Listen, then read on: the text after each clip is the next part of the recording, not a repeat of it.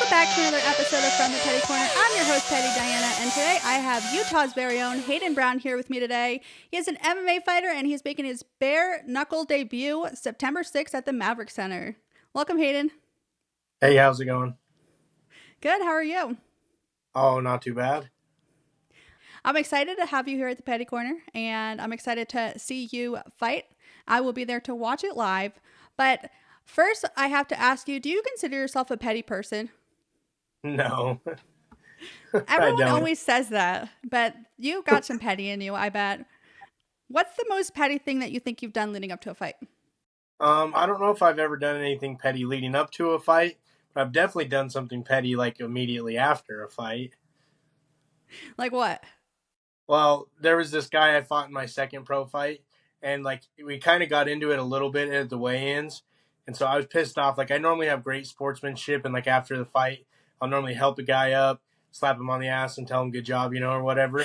And this guy, like right after the fight was over, like when the ref pulled me off, I didn't want to stop, and then I got up and I pointed over at him laying on the ground, and I was like, "Talk shit now, motherfucker." I love it. Hey, well, when they're petty, you got to be petty back. Yeah, for sure. Okay, so you come from an MMA background. If you were ever to make it into the UFC, what would your dream matchup be? My dream matchup, I would probably say like, probably that Dracus Duplessis or whatever, or Conor McGregor. But I just say Dracus just because like that's the weight class that I fight at when I'm like in my like great fighting shape. I'm fighting at heavyweight right now, but middleweight's really like where my home is. And he's the champion, so it would make sense. But I'd love to fight Conor McGregor too. Yeah, I wonder if we'll ever see him come back. And Dracus, Dana said he fights like a white man dancing. It's just so awkward. Hey, but he Yeah, keeps pulling out these wins that people don't think he's going to. So yeah, definitely. I was surprised he beat Izzy, that's for sure, and I was surprised he beat Sean Strickland because I really don't think that he looks that good. Like watching any of his film and stuff, like I don't know how he made it to be the champion, but I guess his toughness has gotten him there. yeah, on my scorecards, which they're not really worth anything, I thought that Strickland beat him, and then I think that Izzy was winning 3-1 until Izzy got caught in that moment and then got submitted. But it is what it is. Yeah, yeah, I agree. Okay. Do you ever feel like you just want to slap the shit out of somebody? Uh, I'm not typically like an angry guy, so probably not. But there's probably been times I've felt like that. Okay. Well, if you can challenge anyone to a power slap match, who would it be and why? Ooh, a power slap match. It could be a Daniel celebrity. Cormier. Cormier. DC. That'd be funny. Okay, so you come from a Muay Thai and MMA background. How did you get into all of that, and when did you start fighting? So, growing up as a kid, like I was always into watching like the pay-per-view fights with my dad and his friends when he'd get them. So I've always wanted to fight. Like I got in a lot of street fights when I was in junior high. Most of them were just for fun. Like I made it a point when I was in seventh grade to go up to every guy in the school that anybody thought was tough or looked tough and ask them if they wanted to fight just to see who the tougher man was.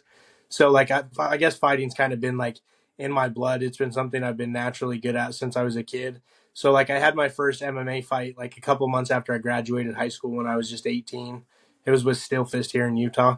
Wow, 18. Have you always been training with Team Link, Fabio, and Assassin? So I've been training with Fabio since January, but I've trained with Jarrett Kelton with Assassin probably since I think it was 2018 when I started training with Jarrett. It was when he used to be at One Hit. And then when Jarrett came over to Team Link, I came with him. Are you still working with Jarrett and Fabio going into bare knuckles? Because I know it's a little different style. It's more boxing style than MMA style. Are you still working with them, or do you have other coaches you're also working with? Yeah, I've mostly just been working with Jarrett and Fabio for the most part. Keep the winning recipe going, if that makes sense. Yeah. How do you think you're going to handle the pressure of bare knuckles? I know you said you have like street fighting experience, so To me, I kind of correlate bare knuckles to that because it's like right up in your face. Obviously, you don't have gloves on, but I feel like it could be more pressure than MMA fights because you can't grapple or anything like that. But how do you feel like you're going to handle that pressure? I think I'm gonna do great with it. I mean, I have like a pretty good wrestling background, so like when I do MMA, it's nice because I'm able to like take the fight to the ground if I need to, if I get in a bad position on the feet. But I have like I did 3 amateur boxing fights, so like I have a little bit of boxing experience, and then a combination of that with the street fights, doing some the street fights being bare knuckle. I think I'll be all right transitioning into bare knuckle for sure. It's definitely going to be a new experience doing a bare knuckle fight at like a big venue in front of a big crowd, but I think that the combination of all the combat sports I've done, I think I'll be able to do it just fine. So you are fighting in a big promotion in your home state. How does that make you feel to represent Utah? I'm excited for it. I've found for me, like when I get put in situations that are high pressure, I usually rise to the occasion most of the time. So I'm excited for it for sure. Are you worried about breaking your hands? As I feel like that's very That, common in bare yeah, knuckles. that's like the biggest worry I have. Like I'm not worried about getting cut or getting hit with bare knuckles. I'm more so worried about breaking my money makers. Yeah. And bare knuckle, I went to the last one that came here with the Mike Perry and Eddie Alvarez. That was my first time ever watching bare knuckles. It's a lot more violent and brutal. There's a lot more blood and bones breaking. So, um, I guess I'm not trying to scare you. That's just my experience Yeah. watching it. I was like, oh, it's almost too violent, but it's pretty dope. You spoke about Conor McGregor earlier. He is part owner of Bare Knuckles. Have you ever thought about him potentially being there? Would that make you feel more excited or like under pressure?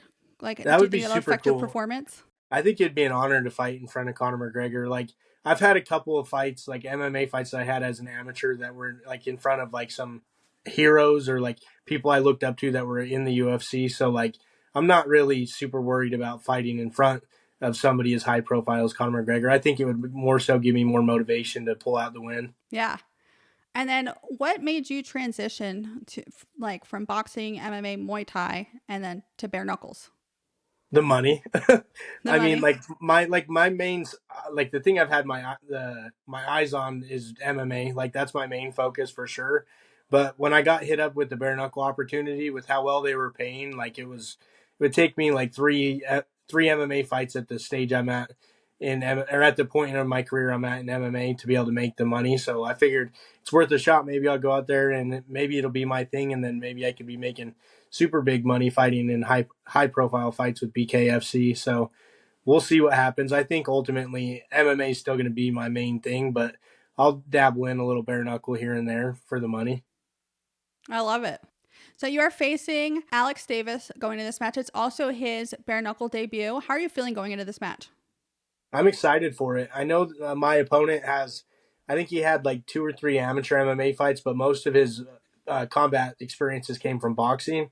And I like the fact that I'm up against a boxer in a bare knuckle fight because I don't think he's going to be able to take the pressure of getting hit with bare knuckles. Like I've seen videos of him fighting in the past where like he got hit with in a boxing fight and kind of like cowered down. So I think if I just bring the dog fight to him with the bare knuckles, I don't think he's going to do it. And I think he'll crack under pressure. I don't know if you're cutting any weight for this, but what is your go-to meal after a fight? My go-to meal after a fight, I like to go to like Mobetta's or something, but it's usually hard because most of the time fights are Saturday nights, and then Mobetta's isn't open on Sun. I don't think they're open on Sundays, but I like going to like Mobetta's or like Teppanyaki or something like that.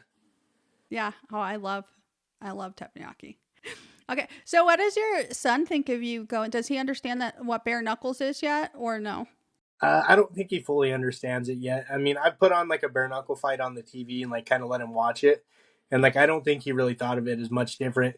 He keeps getting confused though whenever we talk about it because he's like, "Wait, you can't throw kicks and you can't take them down?" And I was like, "No, Mm-hmm. like it's just boxing." And he's like, "Well." I don't think it's crossed his mind that like the bare knuckle thing with just boxing, but he definitely thinks it's weird that I'm doing just a boxing fight. Yeah. Because he always sees you in the gym, like grappling, throwing leg kicks and all that kind of stuff. Yeah. Is he going to be at the match? No, his mom doesn't want him to go to it since it's bare knuckle. She's Mm-hmm. cool with him coming to like my MMA fights, but she's a little worried with it being bare knuckle that like if I get cut, like it might scare him or something. Because most of my Mm-hmm. MMA fights, I've walked out like with untouched pretty much. So like she's seen that enough times that she's not worried about it. But like with the bare knuckle, like pretty much every fight somebody gets cut open, so she doesn't want him to see that in case if it scares him. Yeah, that makes sense. Like I said, it was almost too violent for me when I went, and I'm an adult. so, so yeah. Um, do you have anything new and exciting coming up besides this fight? As of right now, no. I'd like to get another MMA fight lined up after this fight, but I'm focusing on the task at hand right now. So once September 6th rolls around, depending on the outcome, we'll see. If it goes great, maybe I'll end up doing another bare knuckle fight before the end of the year. But either way, I expect to fight this fight and then one more, but before the end of the year at least. Oh, I love it. I know you have held some belts before in your previous MMA promotions. What belts and what weight classes were you at in those ones? So I had the Steel Fist amateur welterweight belt, and then I had a Tough Enough middleweight belt, and then I had Cage Wars middleweight belt, and then I had Sparta Combat League light heavyweight belt. So I had 4 titles in 3 different weight classes across 3 different states as an amateur. Wow. So going into your next MMA fight, are you hoping that's going to be a title fight?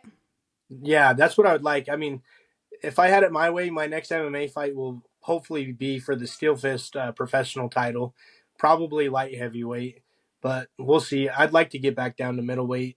I don't think I'll ever be able to make welterweight again, but Mm-hmm. hopefully I'll be fighting for the Steel Fist professional belt by the end of the year. Who's going to be in your corner for bare knuckles? Uh, Jarrett Keltman, Fabio, and then my dad. I always have my dad as my third corner. I love it. Will this be Fabio and Jarrett's first time at bare No, knuckles? it might be their first time bare knuckle. I think Jarrett cornered LJ when he fought on the bare knuckle card last time they were here, and I don't know if Fabio's ever cornered bare knuckle or not. But yeah, so I'm sure that they're excited for it for sure. Yeah. Okay, so I've seen a bare knuckle fight before where a guy shot for a double leg takedown. What are you going to do if your opponent does that to you? I wouldn't be surprised if he does that for me because I'm going to make him want to find a way out of there. But if that does happen, I'm just going to sprawl and spin behind, maybe get 2 off real quick, and then just let him back up. I love it. How would you feel if your son wanted to compete in bare knuckles? Ooh, I wouldn't like that. I Yeah. mean, if he wants to compete in MMA one day, like I'd be cool with it. But like bare knuckle, I don't know. I'd have mixed emotions with it. Yeah. I feel like it's worse for the person watching than the person actually in the ring or the octagon or whatever. Just because you're helpless and you're just like, if it's not going good, then you're just standing there like, oh, like I can't do anything. And it's Yeah. always like nerve wracking, a lot of anxiety.